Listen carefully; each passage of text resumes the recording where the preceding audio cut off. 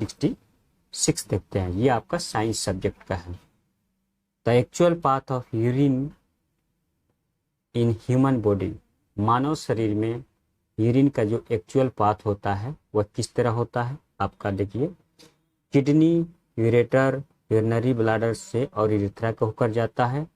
Kidney, urinary bladder, urinary और urethra से होकर जाता है। किडनी, यूरेथ्रा और यूरिनरी ब्लाडर और यूरेटर से होकर जाता है। किडनी, यूरिनरी और यूरेथ्रा और यूरेटर से होकर जाता है। आपको option number 1 is the right answer. किस तरह, देखिए, किडनी से होकर आपका यूरेटर में जाता है और यूरेटर से होकर आपका यूरिनरी ब्लाडर में जाता है और उसके बाद यूरेथ्रा में जाता है। ये आपका आंसर सही हुआ है। तो आइए इसका समझने के लिए स्ट्रक्चर भी देख लेते हैं, किस तरह आपको स्ट्रक्चर में जाता है।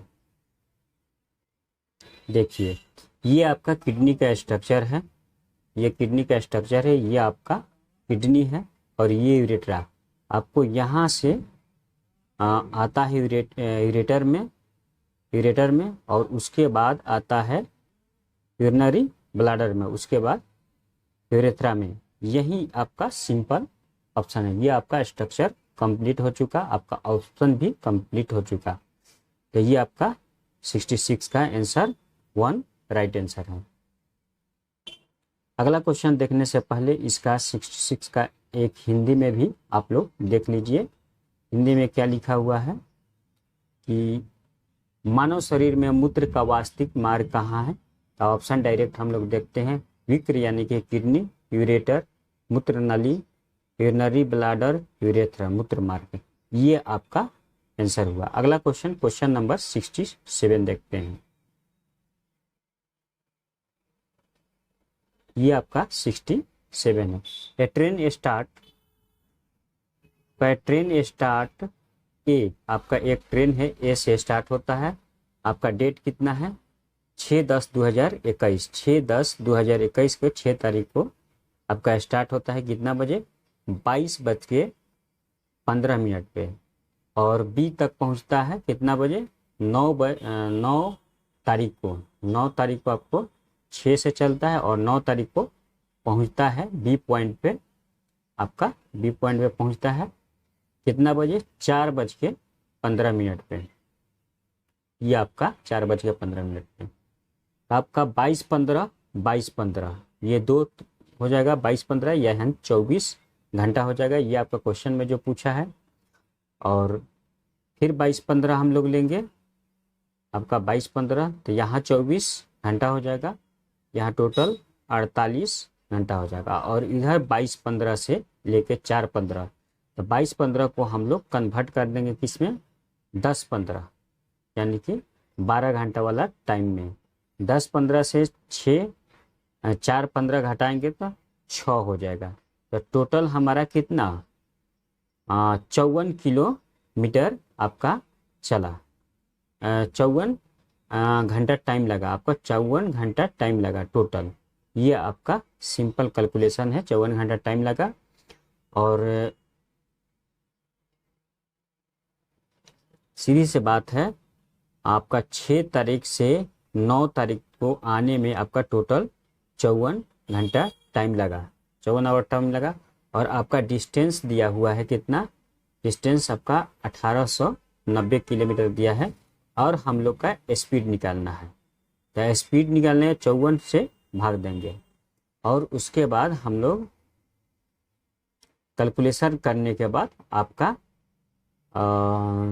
35 किलोमीटर पर आवर आएगा। तो इसका option number A is the right answer हो जाएगा। इस तरह अगर आप लोग को समझ में नहीं आया है तो हम से आप लोग कमेंट में वार्ता कर सकते हैं और उसके बाद हम कैलकुलेशन दे देंगे। तो अगला क्वेश्चन देखते हैं। क्वेश्चन हिंदी में भी देख लीजिए क्वेश्चन। कैलकुलेशन तो बता दिया आपका 35 किलोमीटर आंसर होगा। अगला क्वेश्चन नंबर 68 देखते हैं।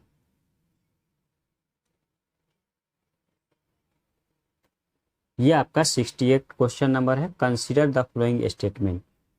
स्टेटमेंट को कंसीडर करना है, देखना है कौन सा स्टेटमेंट सही है। A convex mirror always form a virtual and diminished. A convex mirror जो होता है हमेशा कैसा इमेज बनाता है, आपको वर्चुअल बनाता है और छोटा बनाता है। ये आपका सही है। A concave lens always form a virtual and diminished image. Concave lens ये भी सही है।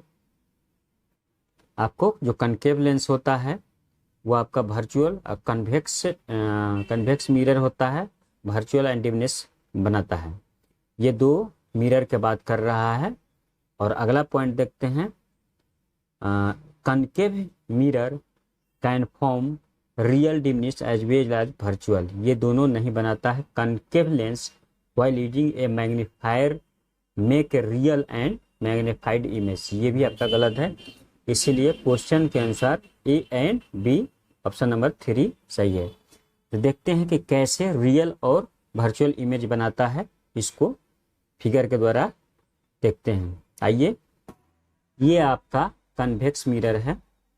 कन्वेक्स मिरर ये आपका स्ट्रक्चर जो है कन्वेक्स मिरर है। यहाँ पर आपका ऑब्जेक्ट है। ऑब्जेक्ट का जब रेज आता है, किरण यहाँ से रिफ्लेक्ट करता है और इस तरह से आपका किरण जाते जाते यहाँ पर इमेज बनता है। वर्चुअल और छोटा भी है और इरेक्ट भी है। इस तरह से आपका सॉल्यूशन ए हो गया 1 का। और दूसरा इमेज देखते हैं, किसका बात कर रहा है, कन्वेक्स मिरर का आपका हो गया। अब हम लोग देखते हैं कनकेव लेंस का। ये आपका कनकेव लेंस का मिरर है।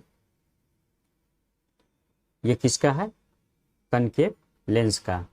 ये कनकेव लेंस, ये लेंस है आपका। यहाँ इन्फिनिटी से जब हमारा रे आ रहा है तो यहाँ से रिफ्लेक्ट कर रहा है, डाइवर्जेंस लेंस भी इसको बोलते हैं। और इमेज आपका डिमिनिश छोटा बन रहा है। और इमेज 2f और f1 के बीच में है, तो यहाँ से आ रहा है, ये फ्रंट में आपका इमेज डिमिनिश बन रहा है। क्वेश्चन का जो ऑप्शन है उसको भी ये सेटिस्फाई किया। तो एक बार इसको डिस्कस कर लेते हैं हम लोग। तो दोनों आपका ऑप्शन सेटिस्फाई कर दिया, तो option number A and B right answer है। अब हम लोग देखते हैं क्वेश्चन नंबर 69। आइए, क्वेश्चन नंबर 60, ये हिंदी आपका है। नीचे दिए गए कथनों पर विचार कीजिए। आपका ये आपका ऑप्शन होगा और ये ए एंड बी। आप लोग एक बार पढ़ लीजिएगा इसको, हिंदी वाले। उत्तल दर्पण सदैव आभासी और आकार में छोटा प्रतिबिंब बनाता है और अवतल लेंस सदैव आभासी और आकार में छोटा प्रतिबिंब बनाता है। अगला क्वेश्चन, क्वेश्चन नंबर 69। 69 आपका, consider the following statement about the biodiversity. Biodiversity के बारे में हम लोग को स्टेटमेंट को कंडीशन कंसिडर करना है। ऑप्शन नंबर ए कहा, क्या कह रहा है, it refers to the only fauna found in particular area. यह केवल फौना से रेफर होता है खास एरिया में। And it refers to the total number of individual of a particular species found in the given area data. ऐसा नहीं है, और आपका पार्टिकुलर एरिया में भी नहीं पाता है। It refer to the different kinds of species of flora and fauna present in the given area. जहाँ एरिया है डिफरेंट काइंड्स का पाया जाता है, ये आपका सही है।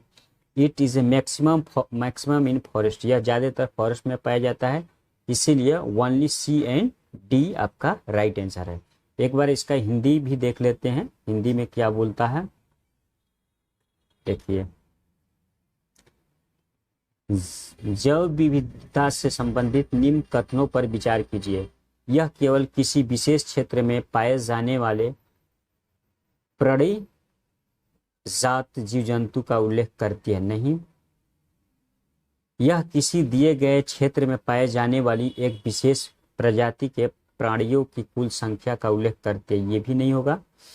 यह किसी दिए गए क्षेत्र में उपस्थिति विभिन्न प्रकार के पादप जात और प्राणी जात की प्रजातियों का उल्लेख करते हैं, यह आपका सही है। यह वनों में सबसे अधिक पाया जाता है, सी एंड डी आपका आंसर हो जाएगा। यह वनों में सबसे ज़्यादा अधिक पाया जाता है। तो अब हम लोग क्वेश्चन नंबर 70 देखते हैं।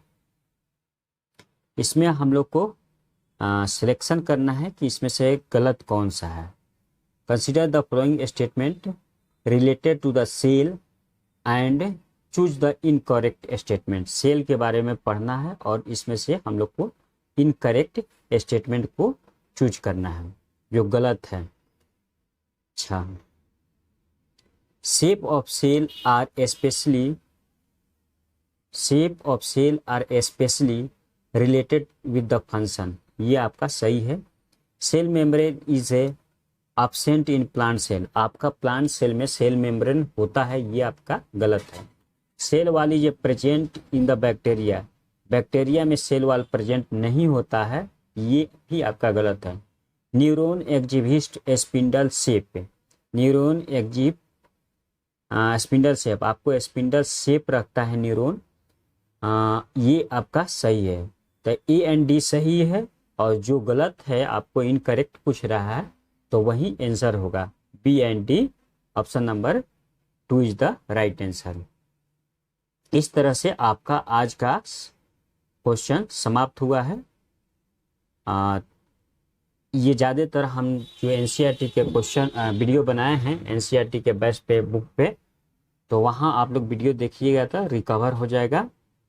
तो अब हम लोग नेक्स्ट पार्ट में इसका अगला वीडियो देखेंगे। अभी तक मेरे चैनल को लाइक और सब्सक्राइब ना किए हैं तो मेरे चैनल का नाम है टूलर, आप लोग देख सकते हैं। इसे लाइक करें, शेयर करें और इस बेल आइकन को सब्सक्राइब करने के बाद इस बेल आइकन को ऑन कर दे ताकि आप लोग को नोटिफिकेशन मिलता रहे जैसे मैं अगला वीडियो डालूं। आज के लिए इतना ही, आप सबको थैंक यू।